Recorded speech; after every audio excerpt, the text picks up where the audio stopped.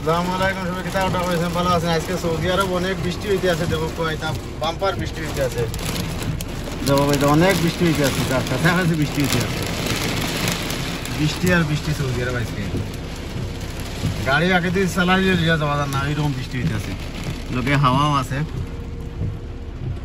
এই বছর পয়লা বৃষ্টি এইরকম হইতে আছে।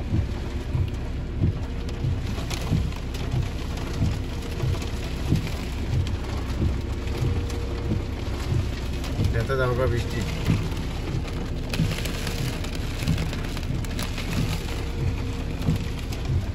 রোডে পানি দেবো, অনেক পানি আছে রোডে।